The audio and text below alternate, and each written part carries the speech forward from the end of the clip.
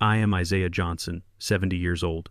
For the last 5 years, I've been grieving my wife, Rose. My son Nathaniel was all I had left, or so I thought. Last Tuesday, I was scrolling through my phone when I saw a picture. It was my son in a tuxedo, kissing a woman in a white dress I'd never met. His caption read, "Finally, with the family that always supported me." I didn't cry. I didn't yell. I just looked at the picture of my late wife on the wall, and I got angry. The next morning, I called my lawyer and sold the $850,000 house he was living in. My neighborhood is Crenshaw.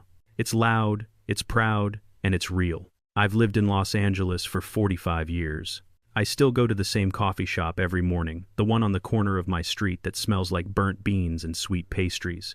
The owner, Marcus, is a good kid. He nods at me when I walk in. "Morning, Zeke." I nod back. "Morning, son." They all call me Zeke. They see a 70-year-old man in a clean flannel shirt and worn work boots enjoying his retirement. They see me reading the paper or scrolling through pictures of community projects on my phone. They don't see the man who built a logistics empire from a single rusty van. They don't see the $15 million I hide behind this simple life. And that's exactly how I designed it. My wife Rose, God rest her soul, always said, "Wealth whispers, Isaiah. It doesn't shout." I live by those words. I'm not some doddering old fool. I observe. I listen. And I was listening when my phone buzzed in my hand. It was just a notification. A friend of my son Nate had tagged him in a photo. I opened it. "Congrats, Nate and Brooke." My brow furrowed. Congrats on what? Nate and we hadn't been close. Not really. Not since Rose died 5 years ago. He was busy, always busy. He'd mentioned this girl, Brooke. "She's just a friend, Dad. It's getting serious." I hadn't even met her. I figured when the time was right, he'd bring her by the apartment for Sunday dinner like we used to when Rose was alive. I tapped on Nate's profile, and my world stopped. The coffee in my hand went cold. It was a picture, a professional photograph. Nate was in a sharp black tuxedo. Beside him, a blonde woman in a flowing white wedding dress. They were kissing, but the picture wasn't the knife. The knife was the caption. I had to read it 3 times to make sure the words were real. "So grateful to finally be with the family that has always supported me in every decision. Thank you, Robert and Cynthia Davenport, for welcoming me as your own."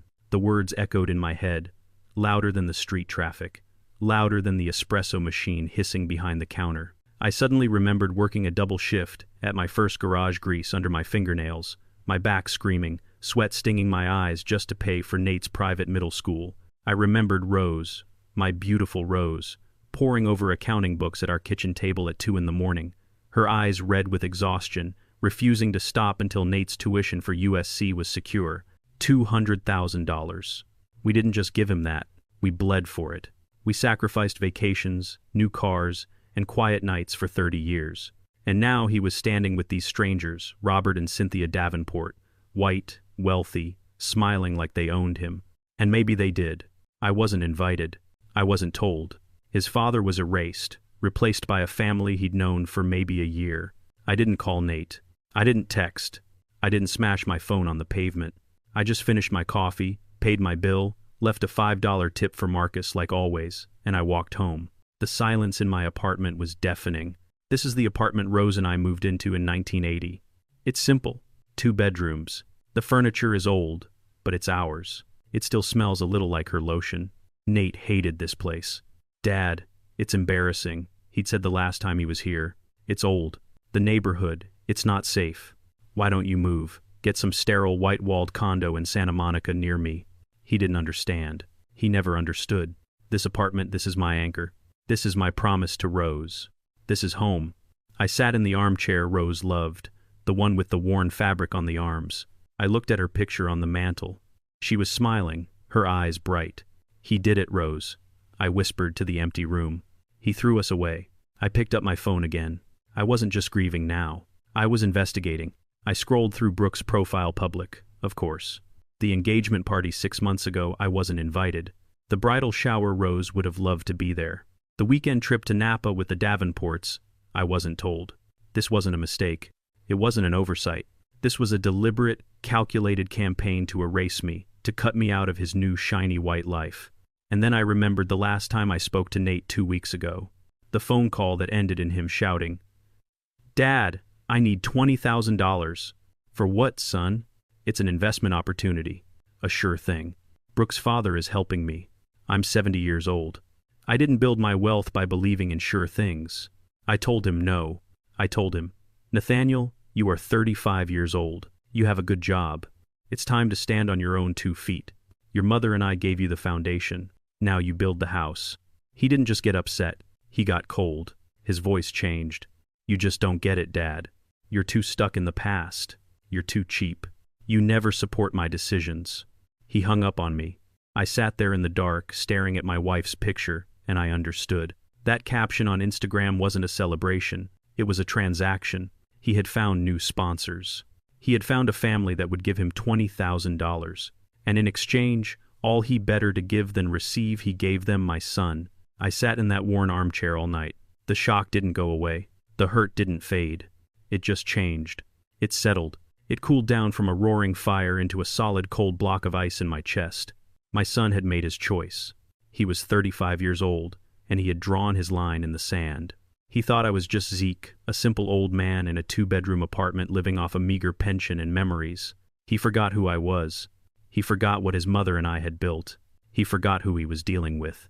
By the time the first rays of sunlight hit the framed photo of Rose on my mantel, the sadness was gone. All that was left was a cold, hard, quiet resolve. It was time to remind him. I didn't call him. I didn't text him, demanding an explanation. Yelling was weakness. Crying wouldn't honor my wife. Action, that's the only thing that matters. I walked over to my old wooden desk and opened my laptop, an older model. A simple black square. Nate always laughed at it. Dad, just let me buy you a new one. He never understood I don't need fancy things. I just need things that work. My fingers didn't shake.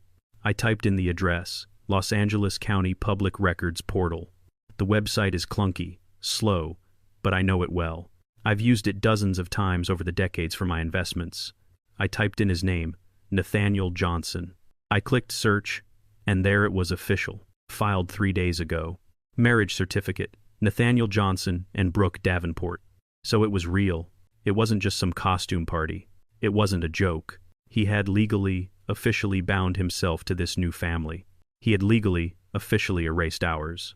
I closed the window. My breath was steady. I opened the property assessor's database. I knew the address to the house Nate lived in by heart, a beautiful 3-bedroom Spanish-style home in Lara Heights. A quiet street, a nice yard with a lemon tree, valued at $850,000. Nate had been living there for 5 years. Ever since Rose passed, he told his friends he bought it. I let him have that lie. I thought it made him feel like a man. I typed in the address. Owner, the Johnson Family Trust. My son's name was not on that deed. My son's name was not on the title. He didn't own that house. He didn't co-own it. He didn't have a stake in it.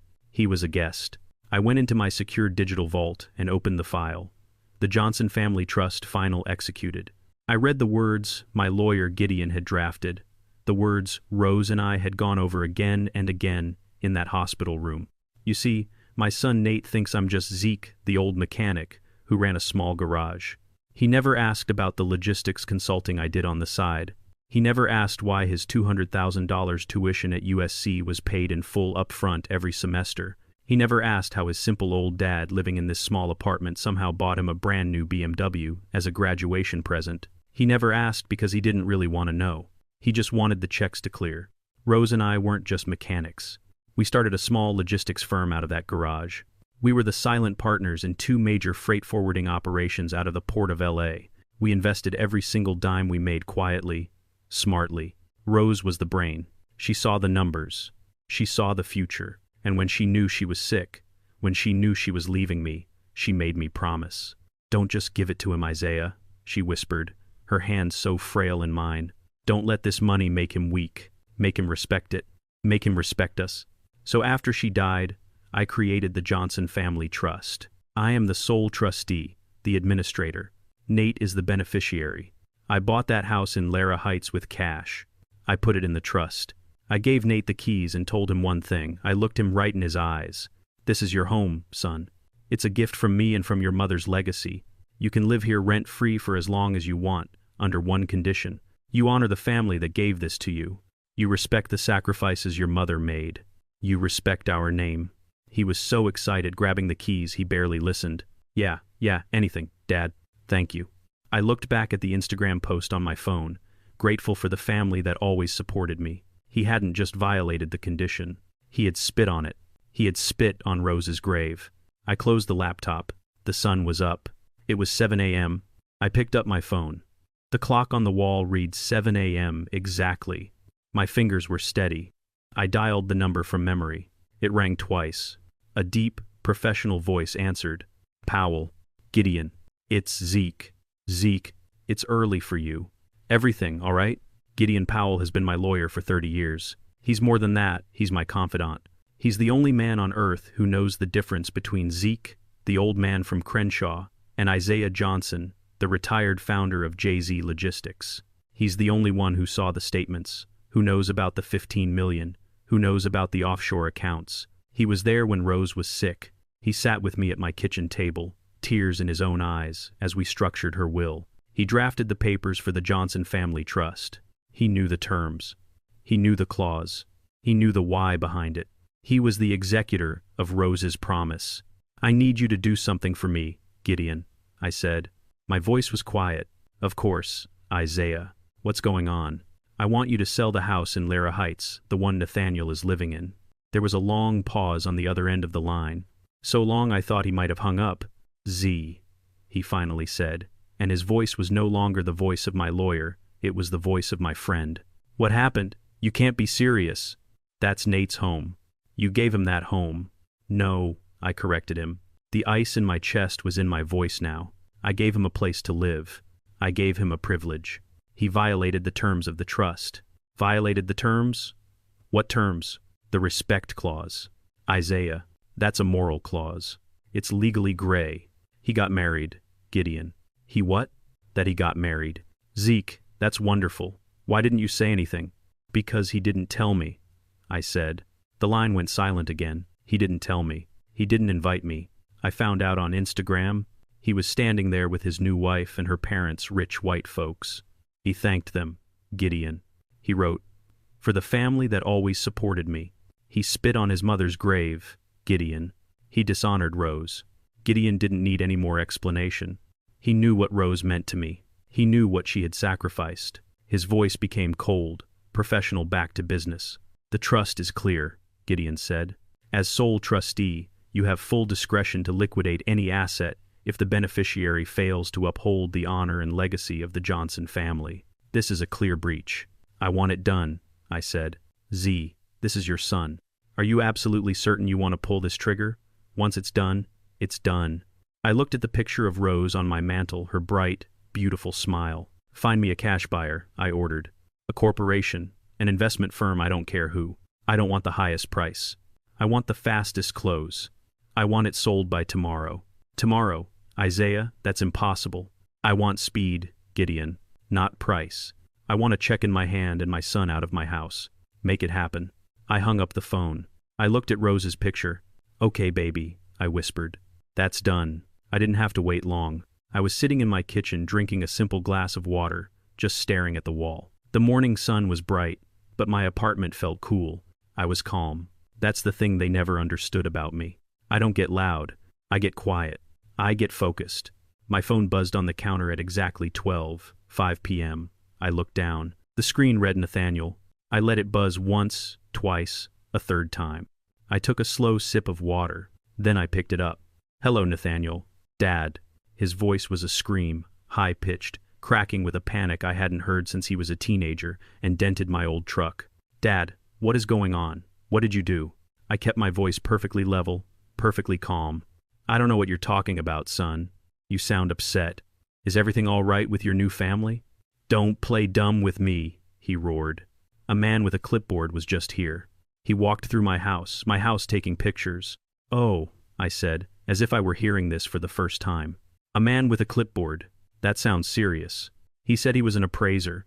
He said the property was being listed for an immediate cash sale. He said a law firm sent him Gideon Powell's firm. What the hell did you do, Dad? I let the silence hang for a moment. I let him stew in that panic. I let him feel that foundation he thought was so solid start to crack right under his feet. I'm selling the house, Nathaniel, I said, as simply as if I were saying, "I'm making coffee." The phone went dead quiet. I could just hear him breathing fast and shallow. "What?" he whispered. "I'm selling it," I repeated. "No," he exploded. The volume was so loud I had to pull the phone away from my ear for a second. "No, you're not. You can't. You cannot sell that house. It's already in motion," I said. "That's my house," he screamed. "You gave me that house. It's mine. It's where I live with my wife. You can't just take it. That's illegal." I almost laughed. Illegal? This from the son who had just performed the deepest, most profound act of betrayal. "You seem to be confused, son," I said, and my voice was cold now. The ice from my chest was finally traveling up. "Let me be very, very clear, so clear that even your new supportive family can understand it. I never gave you that house. Your name is not on the deed. Your name is not on the title. I gave you the privilege of living in that house. I paid the property taxes. I paid the insurance. I paid for the new roof last year. You paid nothing. That house, Nathaniel, belongs to the Johnson Family Trust. A trust your mother and I built. A trust I control. And you just violated the terms." He was sputtering now. "Terms? What terms? What are you talking about? There are no. This is just because I asked for that 20,000, he cut in. "This is you being cheap and vindictive. You're trying to ruin my marriage."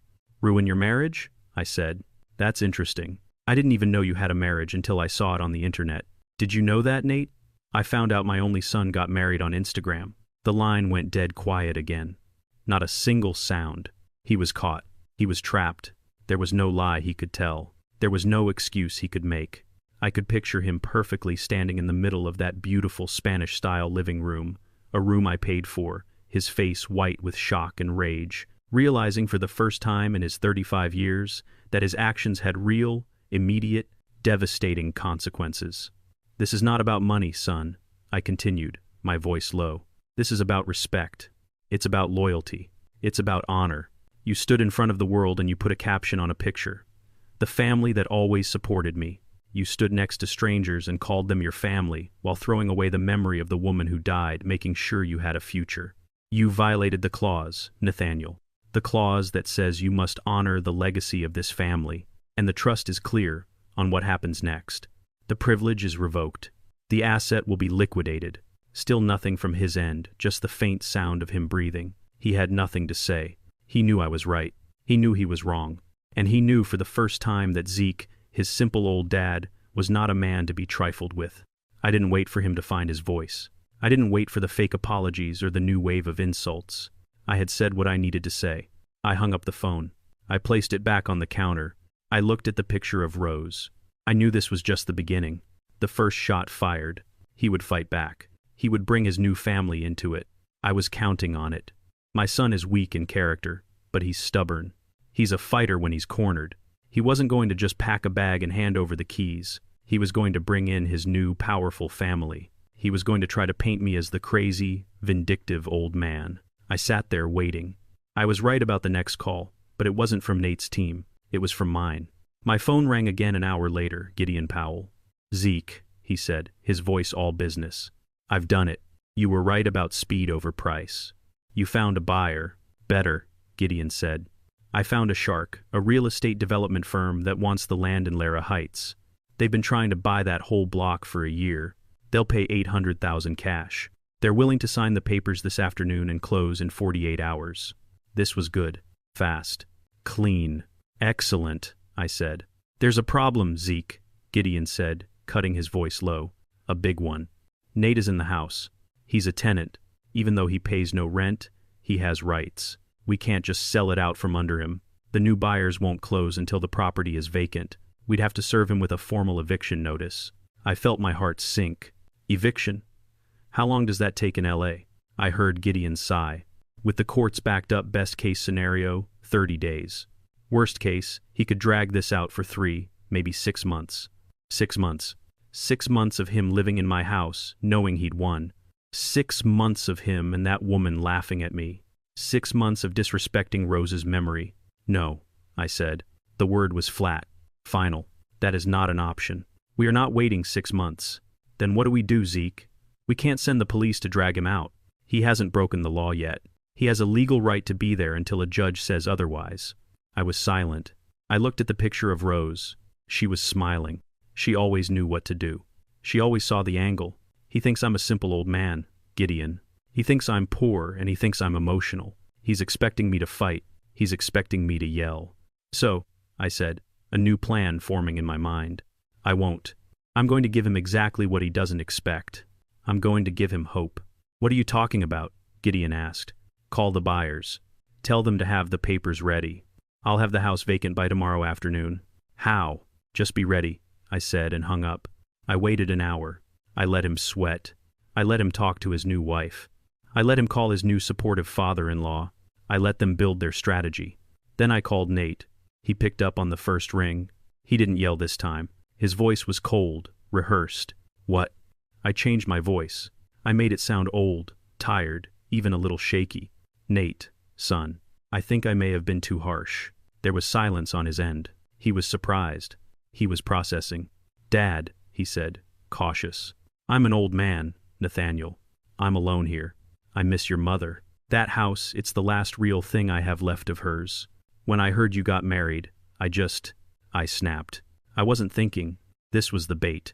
I was playing the part he'd already cast me in, the lonely, senile old fool. Dad, it's okay, he said slowly. He was starting to smell the blood in the water. He thought he had me. I should have told you. I know, Brooke and I. It just happened so fast. I don't want to fight, son, I said, putting a little quiver in my voice. I don't want to sell the house if it means losing you too. You're all I have left. I heard him exhale a sigh of relief, a sigh of victory. Oh, Dad, thank God, he said, his voice suddenly warm and confident. He was back in control. I knew you didn't mean it. Look, we can fix this. Brooke's parents, they understand. They want to help us. Yes, I said. Yes, I'd like to talk to everyone. Can you come to Gideon's office tomorrow morning? Say 10 o'clock? Gideon's office? His suspicion returned instantly. I want him there, I said, sounding weak. To make sure I do everything right to reverse the sale. I don't understand these papers. I want you to bring Brooke and her parents. You said they were supportive. I want to apologize to them too, for this misunderstanding. We can just talk as a family. He was convinced. I had given him everything he wanted, a senile old father he could manipulate, a chance to show off his powerful new in-laws, a stage to win his house back. Yeah, Dad, he said, his voice full of false sympathy. Yeah, of course. That's a great idea. We'll be there 10 a.m. Don't you worry about a thing. We'll sort all this out. Thank you, son, I whispered. Thank you. I hung up the phone. The second my finger hit the end button, the quiver in my voice disappeared. The weakness in my spine vanished. I stood up straight. I picked up the phone again. I dialed Gideon. He picked up. Well, they're coming, I said. My voice was no longer Zeke, the old man. It was Isaiah Johnson, the CEO, Nate, his wife, and her parents 10 a.m. tomorrow. They think they're coming to bully a grieving old man into submission. Gideon was quiet for a beat. Oh, Zeke, you're a cold-blooded man. I learned from the best, Gideon. Now, I want you to prepare the main conference room, the one with the long oak table that overlooks the city. I want the full display. You got it, Gideon said. What else? Bring the file. Which file? The trust? No, I said. Bring my file. Bring the JZ Logistics portfolio. Bring the investment summaries. Bring the offshore account statements. Bring the full, unredacted $15 million truth. Zeke. They want to see who I am, Gideon. Tomorrow, I'm going to show them. The next morning, I did not wake up at dawn. I woke up at 6. I did not put on my flannel shirt. I did not put on my worn work boots. I walked to the back of my closet to a section I hadn't opened since Rose's funeral. I pushed aside my old jackets and found the garment bag. The zipper made a soft hissing sound as I pulled it down. Inside was a suit. Not just any suit. A custom-made Italian wool suit, charcoal gray. It cost $5,000. Rose had bought it for me 10 years ago for an awards dinner. You built an empire, Isaiah, she'd said. It's time you look like the king you are. I never wore it. It felt like a costume. Today it felt like armor. I put it on. The fabric was light, fitting me perfectly. I put on a starched white shirt and a simple dark blue silk tie. Then I went to my dresser. Under my socks, I pulled out a wooden box. Inside, resting on black velvet, Was my Patek Philippe a gift from Rose on our 30th anniversary? It's not about the money, Isaiah, she told me, fastening it on my wrist. It's about time. It's to remind you that every second we have is precious. I hadn't worn it since she passed. I slipped it on. The weight of it on my wrist was comforting. It was solid. It was real. I looked in the mirror. The man looking back wasn't Zeke from the coffee shop. He wasn't the simple old man from Crenshaw. He was Isaiah Johnson, chairman of JZ Logistics, retired, and he was going to war. I didn't walk to my old pickup truck. I used my phone to open an app. A black Lincoln sedan was at my curb in 3 minutes. My private car service. The driver got out and opened the door for me. Good morning, Mr. Johnson. Good morning, Charles. The drive from Crenshaw to Century City is only about 20 minutes, but it's a journey between two different worlds. We left the low-lying buildings, the vibrant murals, and the noise of my neighborhood. We merged onto the 10 freeway, and soon we were surrounded by glass and steel. We pulled up to a 40-story tower that reflected the blue morning sky. The driver opened my door. Will you need a return, sir? No, Charles, I said, adjusting my tie. I'll be taking my own son home today. I walked into the lobby marble floors, a security desk where they already had my name. Mr. Johnson, 50th floor. Sir, Mr. Powell's office. The elevator was silent, fast. It opened onto a plush carpet, quiet as a tomb. The receptionist, a sharp young woman, looked up, and her professional smile widened. Mr. Johnson, it's so good to see you. Mr. Powell is waiting for you in the main conference room. Thank you, Maria. I walked down the hall. I could hear them before I saw them, faint, nervous, angry voices. Nate, a woman, a man. I pushed open the heavy oak doors, and everything stopped. They were already there, Nate, his new wife Brooke, and the supportive family, Robert and Cynthia Davenport. They were standing in the middle of Gideon's main conference room, and they looked completely lost. The room was designed to intimidate on the corner of the 50th floor, 2 walls, pure glass, looking down on all of Los Angeles. The table was a single massive piece of polished black oak that could seat 30 people. They had clearly been waiting for me, but they hadn't been waiting for me. Nate saw me first. His mouth literally fell open. He looked at my suit, then my watch, then my face, then back to the suit. His brain couldn't put the pieces together. Dad. Brooke just stared. Her eyes were wide. She was taking in the room, the view, the expensive art on the walls. I could see the tiny calculator in her head spinning, trying to figure out how this connected to the man she'd seen in the old apartment. But my focus was on Robert and Cynthia. They were different. Unlike Nate and Brooke, who were just confused, the Davenports looked uncomfortable. They knew what this room meant. They knew what my suit meant. This was their world. This was the language of money and power, and I was speaking it fluently. They had walked in, expecting to meet a poor, simple old man from the hood, a problem to be managed. But they had walked into the lion's den, and they suddenly realized they weren't the lions. Robert Davenport, a man clearly used to being the most important person in any room, stiffened. He adjusted his own expensive but not this expensive suit jacket. He had lost his advantage before I even said a word. Cynthia gave me a tight, forced smile. The look of disdain she had been preparing for me was gone, replaced by sudden, sharp, nervous curiosity. Nate finally found his voice. Dad, what is this? Why are you dressed like that? Before I could answer, Robert Davenport stepped forward. He put his hand out, trying to take control of the meeting, trying to re-establish the hierarchy he had in his head. Zeke, he said. His voice was loud, a little too forceful. He was trying to put me back in my place. I'm Robert Davenport. This is my wife, Cynthia. I'm glad we could finally meet, though the circumstances are unfortunate. I didn't take his hand. I just looked at him. He cleared his throat, pulling his hand back awkwardly. Now look, he said. I think there's been a major misunderstanding here. Nate and Brooke are newly married. They're just starting their lives. This business with the house, it's petty, Zeke. It's very, very petty. He gestured around the room as if to dismiss it. Clearly you're doing better than you let on. Good for you. But that's no reason to take it out on the kids. He was trying to frame me as the villain, the rich old man suddenly showing up to bully his poor son. We are here to resolve this, Robert continued, his voice full of false authority. The children need that house. It's their home. We are not leaving this office until you agree to stop this ridiculous sale and sign the deed over to them properly. We can even discuss compensation for your trouble. He was trying to buy me. He was trying to buy my own house from me, to give to my son. The arrogance was breathtaking. He thought this was a negotiation. He thought he had the power. He thought he was dealing with Zeke. He had no idea who I was. Nate started. Mr. Davenport is right. We. A new voice cut through the room, clear, sharp, and cold as steel. Please sit down. Gideon Powell walked in from his private office, holding a thick, leather-bound folder. He didn't look at the Davenports. He didn't look at Nate or Brooke. He walked over to me, placed a hand on my shoulder, and said, Isaiah, I'm glad you're here. Then he turned to the others, who were still standing, confused. He pointed to the chairs at the far end of the table. Sit down. They sat, Robert Davenport annoyed. Cynthia looking around the room as if trying to appraise the art on the walls. Nate and Brooke sat as far from me as possible, looking like children called to the principal's office. Robert put his hands on the table, a big, fleshy, confident gesture. Look, he said, ignoring Gideon completely and speaking directly to me. Zeke. I'm going to call you Zeke. I want to be plain. We're all busy people. I run a $50 million import business.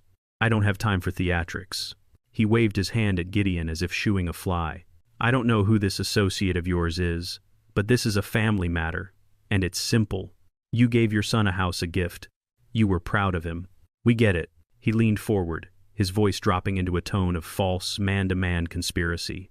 Now, maybe you're feeling, I don't know, intimidated. You see him marrying into our family. You see the life he's going to have. Maybe you feel like you're losing him. And so, you throw a tantrum. You threaten to take his home. It's petty, Zeke. It's a bad look. Nate shifted in his chair, looking at the table. Dad. Mr. Davenport. Robert held up a hand, silencing my son. No, Nate. Let me handle this. Your father is emotional. It's understandable. He looked back at me. So here's what we're going to do. We're going to call off this ridiculous sale. You're going to sign the deed over to Nathaniel and Brooke, as you should have in the first place, a proper wedding gift. We can even compensate you for your trouble.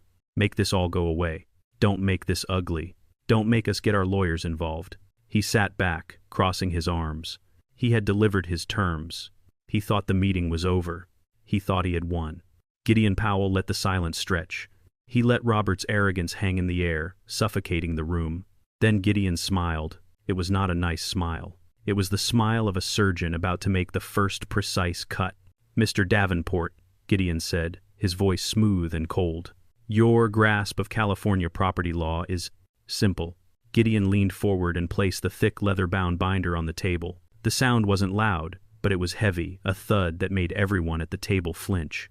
This, Gideon said, tapping the cover with one finger, is the Johnson Family Trust, executed 5 years ago following the passing of Mr. Johnson's beloved wife, Rose Johnson. He opened the binder. The pages were thick, official. Let me be perfectly clear, he said, so that no one, especially not your lawyers, has any confusion. The property at 124 Lara Heights is not, nor has it ever been, the personal property of Mr. Nathaniel Johnson. Nate looked up, his face pale. What? Gideon ignored him. His eyes locked on Robert. The house is an asset wholly owned by the trust. Mr. Isaiah Johnson, he said, gesturing to me, is the sole and uncontested trustee of that trust. Mr. Nathaniel Johnson is listed as a beneficiary. Specifically, he was granted the residential privilege of that asset. In terms you might understand, Mr. Davenport, he was a guest. A long-term, non-paying tenant in a home that did not belong to him. Robert started to speak. This is a technicality. It's semantics. A court will. Gideon held up a single sharp finger. I am not finished. He turned a page. A yellow tab was clearly visible. This privilege, Mr. Davenport, was not unconditional. It was bound by specific covenants within the trust document. I believe you'll be interested in Article 4, Section B. Allow me to read it. Gideon's voice was clear, like a judge reading a verdict. The aforementioned residential privilege is entirely contingent upon the beneficiary, Nathaniel Johnson, actively upholding and demonstrating respect for the legacy, honor, and memory of the Johnson family, specifically the sacrifices of the settlers, Isaiah Johnson and the late Rose Johnson. Gideon looked up from the page, his cold eyes scanning the four of them. A moral clause, as you called it, Mr. Davenport, a tantrum. In this document, it is a legally binding covenant, and as the sole trustee, Mr. Johnson has complete, total, and non-negotiable discretion to determine if and when that clause has been breached. Gideon reached into the folder and pulled out a single sheet of paper. He slid it down the long black table. It stopped directly in front of Robert. It was a high-quality color printout of Nate's Instagram post. "A public declaration," Gideon said, his voice dropping to a near whisper, thanking his new family as the only one that has ever supported him, all while living rent-free in an $850,000 home, paid for in cash by the very family he is publicly insulting. Gideon leaned back in his chair. "I believe that constitutes a breach, Mr. Davenport. Don't you?" Robert Davenport stared at the printout as if it were a foreign language he couldn't comprehend. His arrogant, dismissive expression had vanished. He was a businessman, and he had just been presented with a contract he didn't read and a breach he couldn't deny. Cynthia was pale. Brooke looked like she was going to be sick, but it was Nate who finally broke the silence. He let out a shaky, desperate laugh. "A respect clause? Are you kidding me? That's not a real thing. That's ridiculous. You can't just kick me out of my home because of a caption." He was looking at Gideon, pleading. He was still trying to find a loophole. I had been silent the entire time. I let my lawyer handle the law. Now it was my turn to handle the family. Slowly, I reached into the pocket of my $5,000 suit. I pulled out my phone, not the old flip phone I sometimes used back in Crenshaw, but a new, sleek, top-of-the-line smartphone. I tapped the screen once, unlocking it. The bright light of the display illuminated my face. I placed the phone flat on the polished black table. With one finger I slid it. It glided across the smooth wood, silent, until it stopped directly in front of Nathaniel. On the screen was his Instagram post, the photo of him, his new wife, and his new supportive family. And right below it, the caption, every word clear as day. My voice was low, quiet, but it filled that entire 50-story conference room. "Read it, Nathaniel." He stared at the screen. He wouldn't look at me. "Dad, read it," I commanded. My voice didn't rise. It didn't have to. "I want to hear the words you wrote. Read them out loud for your new family to hear." His face was slick with sweat. His hands were trembling. He looked at Robert. He looked at Brooke. They offered him nothing. He looked back at the phone. He whispered, grateful to finally be with the family that always supported me. "I didn't hear you," I said, leaning forward. Louder. "Grateful to finally be with the family that always supported me," he snapped, his voice cracking with a mix of shame and anger. I leaned back. There it is. I looked at my son, my only son.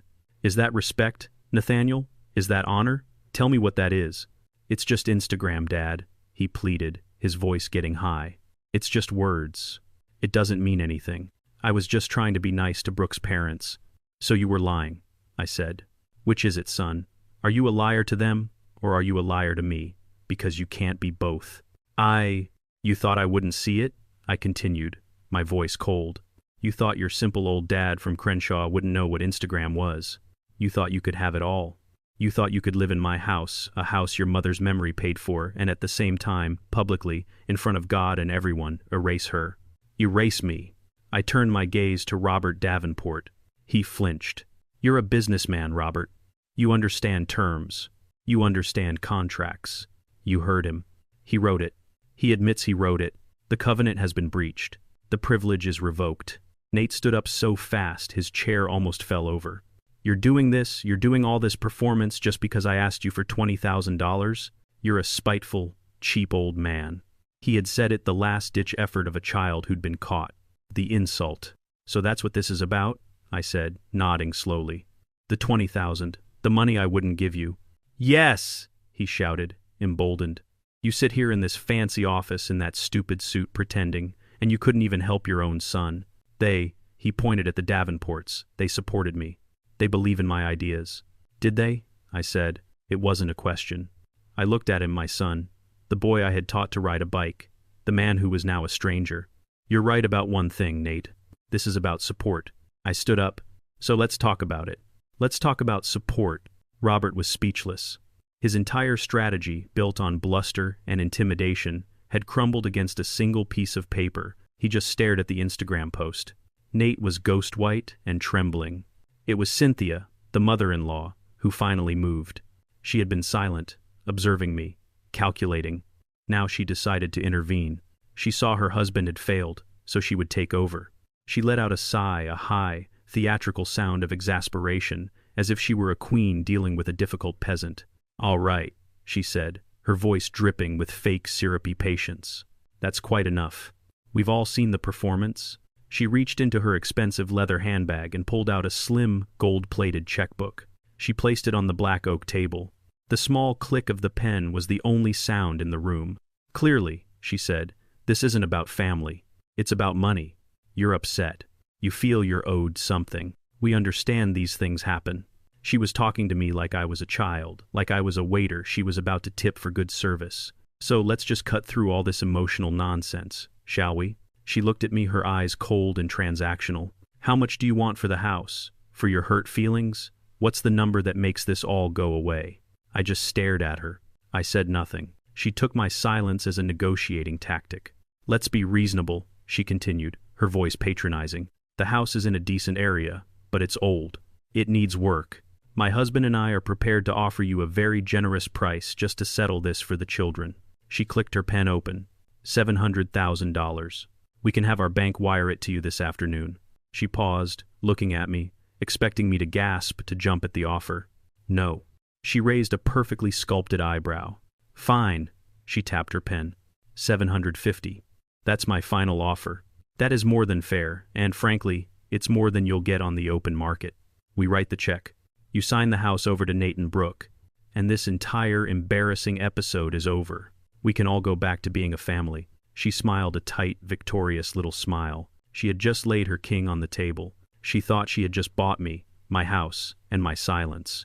She truly believed that the most powerful thing in that room was her checkbook. I looked at her. I looked at the gold pen. I looked at her husband Robert, who was nodding as if this was his generous idea. I looked at Nate, who was actually looking hopeful, thinking, "Yes, please take the money. Dad, just make this stop." And then I started to laugh. It wasn't a chuckle. It wasn't a small, polite sound. It started deep in my chest, a low, rumbling sound I hadn't let out in years. It grew louder. It was a full, rich, deep-throated laugh. It wasn't a happy laugh. It was the laugh of a man who has just heard the most absurd, most ridiculous, most profoundly stupid thing in his entire 70 years of life. I laughed. I laughed at their arrogance. I laughed at their ignorance. I laughed at the sheer stunning blindness of their wealth. My laugh echoed off the glass walls 50 stories above the city. It filled the entire conference room. Gideon Powell, my lawyer, smiled. Not a big smile, just a small, sharp twitch at the corner of his mouth. He knew what was coming next. Cynthia's perfect poised smile dissolved. Her face went from confident to confused to angry. "What is so funny? I'm trying to be reasonable." Nate looked terrified. "Dad, stop. Stop laughing, please." Robert frowned. "I don't see what's amusing, Zeke. We made you a serious offer." I finally wiped a tear from the corner of my eye. I took a deep breath, my laughter fading into a cold, sharp smile. "A serious offer," I repeated, my voice shaking with amusement. $750,000? I shook my head, still smiling. "Madam," I said, looking right into Cynthia's confused, angry eyes, "you don't have enough money in that checkbook to buy my lunch." Cynthia's face turned an ugly shade of red. "How dare you? We are trying to help you. We are trying to be civil, and you sit there and insult us." "Insult you?" I asked. "Madam, I haven't even begun." "Gideon?"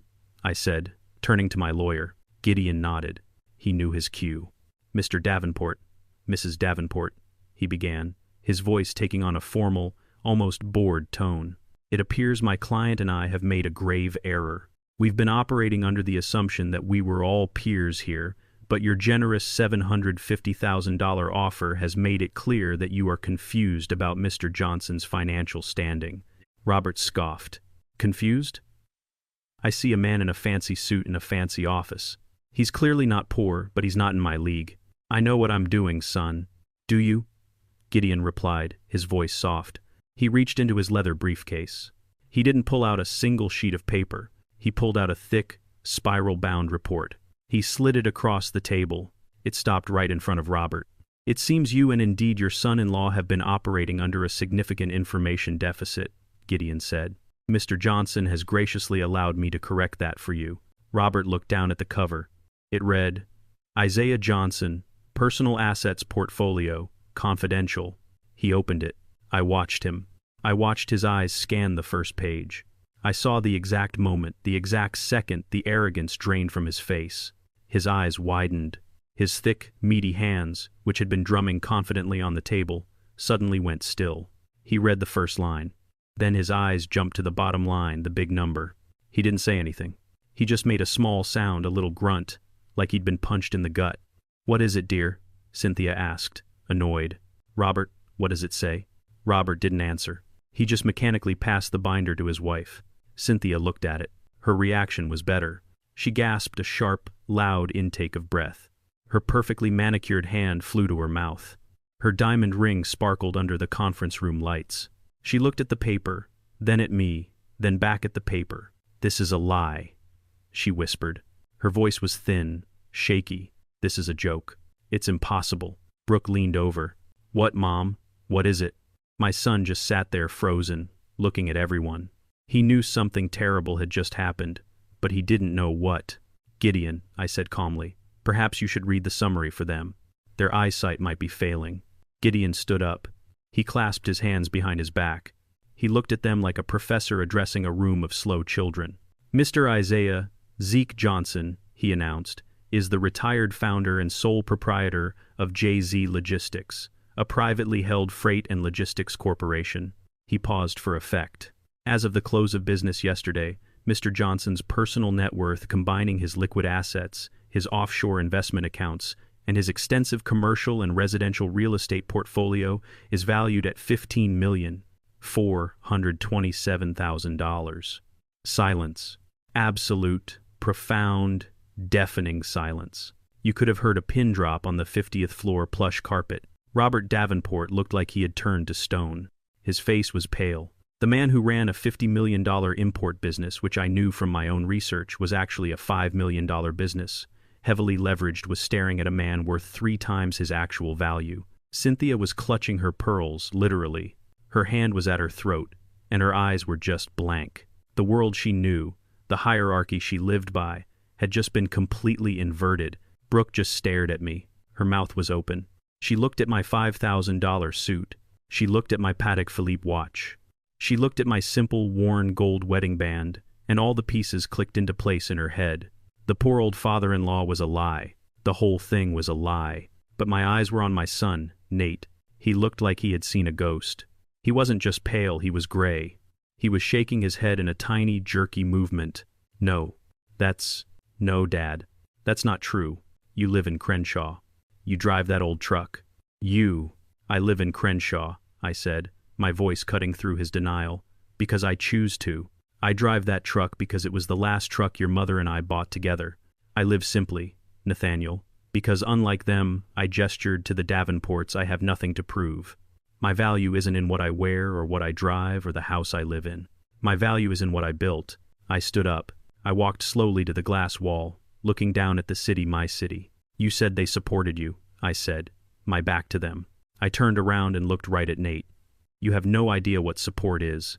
I turned away from the window, away from the view of the city I had helped build, and I looked at them, 4 people trapped, not by the locked doors, but by the truth that was finally filling the room. "You," I said, my voice quiet, landing on Cynthia Davenport. "You are the family that always supported him." Robert and Cynthia shifted, uncomfortable. "You think support is writing a check for a house you thought I couldn't afford?" I asked. "You think support is a caption on an Instagram post? You think it's a fancy dinner where you get to show off?" My voice was soft, but it cut through the silence in that 50th story tower.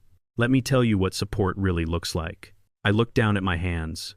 They're clean now, soft, the hands of a retired man, but I can still feel the grease under the nails from 40 years ago. I can still feel the calluses. "Support," I said, looking right at Robert, "is your wife, my Rose, sitting at our small kitchen table at 3 in the morning, crying because the numbers for the payroll don't add up, but she keeps working anyway. Support is missing your own anniversary because a shipment is stuck at the port of Long Beach, and if it doesn't move, your son's tuition check is going to bounce. Support isn't a generous offer of $700,000, Mr. Davenport.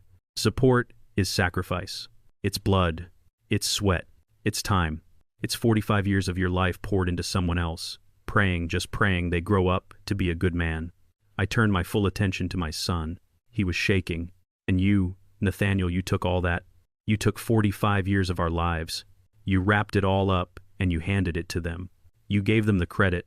You gave strangers the credit for the life your mother died building for you. Cynthia started to speak, her voice thin. Now, I really don't think... I raised my voice just enough to stop her. I am not finished. You sat here and you wanted to talk about money. You wanted to talk about who supported whom. Fine. Let's talk about it. Let's talk about the numbers. I walked from the window. I didn't stop until I was standing right behind Nate's chair. He was pinned between me and the long black table. He couldn't look up. He just stared at his hands. You're 35 years old, Nathaniel. Let's review the support you seem to have so easily forgotten. Gideon knew what I was doing. He slid a single sheet of paper from the portfolio. It was a summary. I didn't even need to look at it. I knew the numbers by heart. They were burned into my memory. Let's start with your education. The University of Southern California, a very fine school, very expensive. I looked at Robert and Cynthia. Their faces were blank, expectant. Did he tell you he got a scholarship? Did he tell you he worked his way through waiting tables? I looked back down at the top of Nate's head. Tell them, son. Tell them how you paid for that 4-year degree. Nate sank lower in his chair. His face was pale. You paid, Dad. I paid, I repeated, my voice like a hammer. Your mother and I $212,000 in cash, so you could graduate without a single penny of debt. That was support. I didn't stop. I wasn't going to let him breathe. What about 3 years ago? You remember 3 years ago, Nate, when you called me at midnight? You'd maxed out a few credit cards. You were in a jam. Do you remember the amount? He just shook his head, looking at the table. I remember, I said. $32,640. You were drowning in debt you'd built up, trying to impress people. You called me crying. You swore you had learned your lesson. Who paid that bill, Nathaniel? You did, he whispered. I did. In one single wire transfer, I wiped your slate clean. I gave you a fresh start. That was support. And the car you drove here today, the shiny black BMW, the one you tell your friends you got a great lease on. Did you forget who bought that car, Nathaniel? Who paid $54,000 in cash for it as a graduation gift so you wouldn't have a car payment? I pointed a finger at the back of his head. I did. Your mother and I did. We drove that same 10-year-old pickup truck so you could drive a luxury car. I leaned down, my voice dropping to a harsh whisper right by his ear. I have supported every weak, bad, impulsive, and ungrateful decision you have ever made. I have been your invisible safety net your entire life. And you didn't just forget, son. You erased it. You erased us. I let my words hang in the air, a heavy, suffocating blanket over my son. Nate was broken. He just stared at the table, his face a mask of shame and disbelief. Robert and Cynthia Davenport were statues, their faces pale, their minds clearly spinning, trying to process this new reality. But I wasn't finished. There was one person who hadn't spoken, one person who had been sitting there watching, thinking this was all about Nate's failure, not hers. I slowly turned my head. My eyes found Brooke. She was sitting there stiff, her hands clutching her designer purse in her lap. She was watching me with a look of pure, unadulterated fear. She was smart enough to know that a man like me doesn't stop halfway. And you, Brooke, I said. My voice was soft again. She flinched as if I had shouted. Me? I don't know what you're talking about. I barely know you. Oh, I think you do, I said. You sat there all morning, so quiet, letting your parents and your new husband fight this battle. You thought you were safe. You thought you were the prize. I walked slowly around the table until I was standing opposite her. But let's talk about your support system, shall we? Let's talk about last year before you and Nate even got engaged. You were trying to start a business, weren't you? A little online jewelry company, Brooks Baubles, or something charming. Her eyes widened. How did you know about that? How did I know? I smiled. Brooke, the day my son told me your name, the day he said he was serious about you, I had my team run a full financial and personal background check. It's called due diligence. I didn't build a $15 million company by being simple. Nate looked up, his face a new shade of pale. You investigated her? Of course I did, I said, not taking my eyes off Brooke. I investigate everyone who comes near my family. And what I found, it was very, very interesting. You weren't an entrepreneur, Brooke. You were a disaster. You had $24,800 in high-interest credit card debt across 6 different cards. You had 2 maxed-out store cards. You were 2 months behind on your car payment. You were, to put it plainly, drowning. Cynthia and Robert Davenport looked at their daughter in horror. Brooke, is this true? Robert stammered. Brooke was shaking her head. No, he's lying. Am I? I said. Gideon, without even looking up from his notepad, said, Chase Sapphire balance, 6,200. Amex Gold balance, 9,100. Capital One, balance, 4,000. Stop, Brooke shrieked. Stop it. Yes, I said. Let's stop. Because then a miracle happened, didn't it, Brooke? Just when you were about to default, just when your little house of cards was about to collapse, money appeared. I leaned closer. $25,000. It just showed up in your checking account. Do you remember? She was completely white. You told Nate it was a startup grant for young female entrepreneurs. You told your parents it was a performance bonus from a job you didn't have. You lied to everyone. I looked at her. You ever wonder where that money really came from? She just stared, her mouth open. It came from me, I said. The room exploded. Nate stood up. Dad, what? Robert just said, My God. I sent it, I said, my voice cold and clear, through a third-party legal fund. Gideon set up an anonymous grant. I wanted to see what you would do, Brooke. I was testing you. You tested me? She whispered. Yes. I hoped you were a good person. I hoped you were just someone who'd had bad luck. I hoped you would take that $25,000 a gift, a second chance, and pay off your debts. I hoped you would be honest with my son. I hoped you would come to him and say, Nate, someone just saved me. Let's build a life, honestly. I shook my head. But you didn't do that, did you? You paid the minimum balance on your cards, just enough to stop the calls, and you spent the rest. You spent $5,000 on a new website that never launched. You spent $10,000 on a business trip to Cabo. And the rest you spent on new clothes and fancy dinners to continue the lie, to make my son think you were what? His equal? You weren't his equal. You were a parasite, and I had just paid your entry fee. You didn't see it as a second chance, I said, my voice dropping. You saw it as a down payment. You saw my son, his good nature, his trust, which I now see as just weakness, as your way out. You saw me as a simple old man to be managed, a problem to be handled, a house to be taken. I let that sink in, the full, devastating truth. I hadn't just supported my son. I had supported her. The entire relationship was a fraud funded by me. I turned finally back to my son. He had sunk into his chair, his head in his hands. He was a completely broken man. And you, I said, my voice rising for the first time, the anger finally coming to the surface. You stand there in my house after I paid her debts, after I paid your debts, after I paid for your entire life, from your education to your car to the very roof over your head, and you have the audacity to stand in front of the world and post on the internet that I jabbed a finger at the stunned Davenports. These people who you just met, these people who just watched you humiliate your father, are the only family that ever supported you. I let the question echo off the glass walls. All of it, Nate. All our history. Your mother's entire life's work, you threw it in her face. You threw it in my face. Why? I leaned down close to him. Because I finally said no? Because I wouldn't give you another $20,000 to set on fire? My words hit him harder than a slap.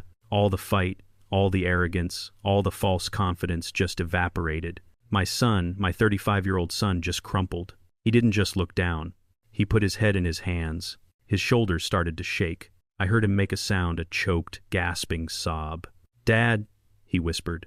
It was the voice he used when he was 10 years old and had broken my favorite tool, scared, small. Dad, I'm sorry. He looked up, and his face was a mess of tears and snot. I'm so sorry. I didn't know. I didn't know about any of it. The money, her debts, any of it. Brooke tried to grab his arm. Nate, stop. Don't beg him. He shook her off. I didn't know, he shouted at me. I just wanted to impress them. Can't you see that? He pointed at the Davenports, who were watching him with cold, reptilian eyes. I just wanted them to respect me the way they respect you. They have everything, Dad, and I have nothing. I'm just your son living in your house. I just wanted something for myself, he cried. When you said no to the 20,000, it felt like you were saying no to me, like you didn't believe in me. And they said yes. They said I was smart. They said I had potential. I watched him cry. I felt nothing, just an empty, cold space where my fatherly pity should have been. The well was dry. Impress them, I repeated. My voice was flat. So you did know. You knew that caption was a lie. You knew it was a betrayal. You knew it would hurt me. No.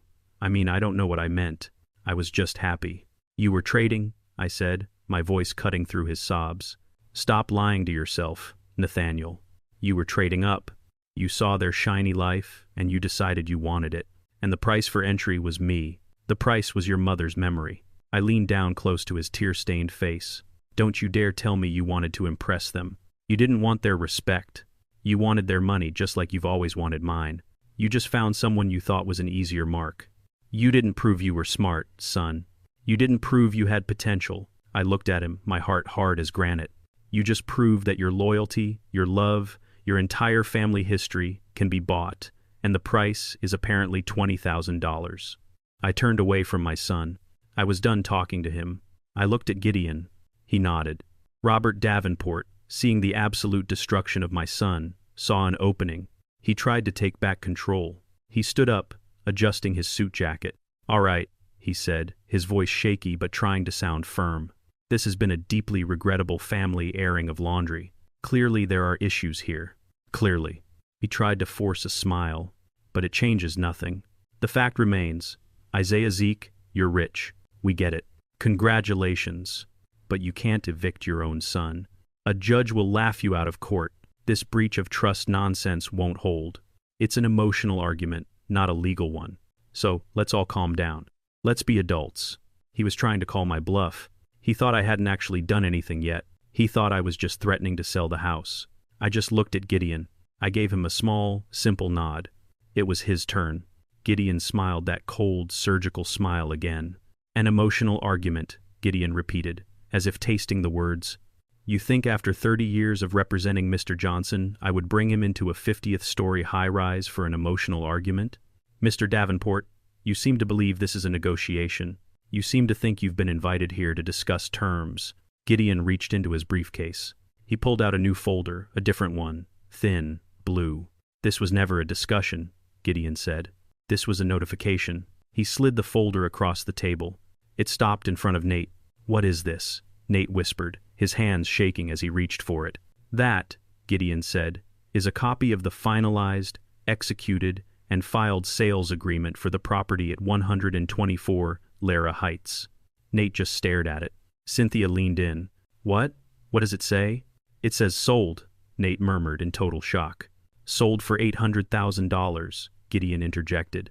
To be precise, sold this morning at 8:15 a.m. to the Lara Real Estate Development Group. A cash purchase.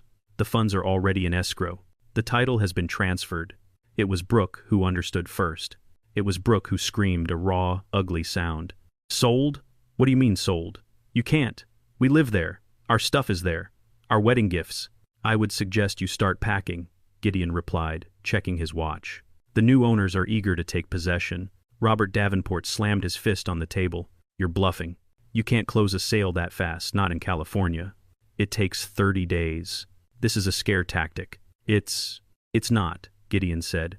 When the property is owned by a trust, is unencumbered by debt, and is sold to a pre-vetted corporate cash buyer who has already done their due diligence, it takes about 90 minutes, which is exactly how long it took me this morning.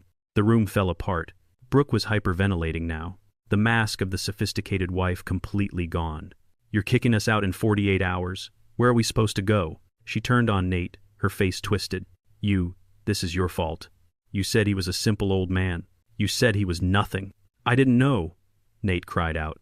Where are we going to live? She shrieked, grabbing the front of his shirt. Robert and Cynthia were just staring stunned, defeated. They had come here to absorb my son into their family, and now he was homeless. He was a liability. He was worth nothing to them. I stood up. I buttoned the jacket of my $5,000 suit. I adjusted the Patek Philippe on my wrist, the gift from Rose. Brooke was still screaming at Nate. We have nowhere to go. We have no money. Your father is a monster. I walked slowly, deliberately toward the door. Zeke Robert Davenport called out. His voice was no longer arrogant. It was desperate. Isaiah, wait. We can fix this. Don't be this way. I paused at the door. I looked back at the four of them, a perfect picture of chaos. Brooke was sobbing. Nate was paralyzed. Cynthia was trying to comfort her daughter, looking at me with pure hatred. And Robert just looked like a man who had lost. "Where are we supposed to go?" Brooke cried out at me again, her voice a desperate plea. I looked at her. "I don't know," I said, my voice calm and clear. "But I'm sure the family that always supported you will have a spare room." I turned around. I opened the heavy oak door and I walked out, leaving them behind in the ruins of the life they thought they had stolen. Gideon held the door open for me. I stepped out of the conference room and into the quiet, carpeted hallway. I didn't look back. The heavy oak door swung shut behind us, the click of the latch sounding like a vault ceiling. For a single second, there was silence. And then the screaming began. It wasn't just yelling. It was a raw, primal explosion of rage and panic. Even through the thick, soundproofed wood, I could hear her. "Brooke, you told me he was nothing. You told me he was a poor old man. You did this to me. You ruined my life." I heard Nate's voice broken, pleading.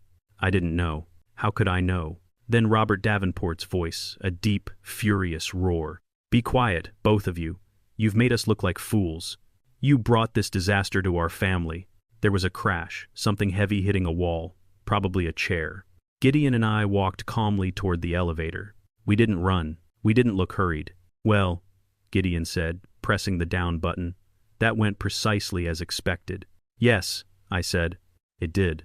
The elevator doors opened. We stepped inside the quiet, wood-paneled car. As the doors slid shut, the last sound I heard was Cynthia Davenport's voice, colder than all the others, cutting through her daughter's sobs. "Robert, call our lawyer now and get her out of my sight. I can't even look at her."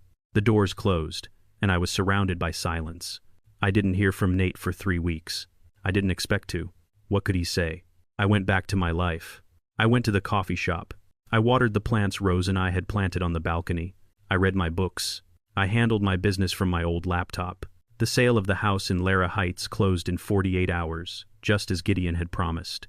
The $800,000 was wired into the trust's account.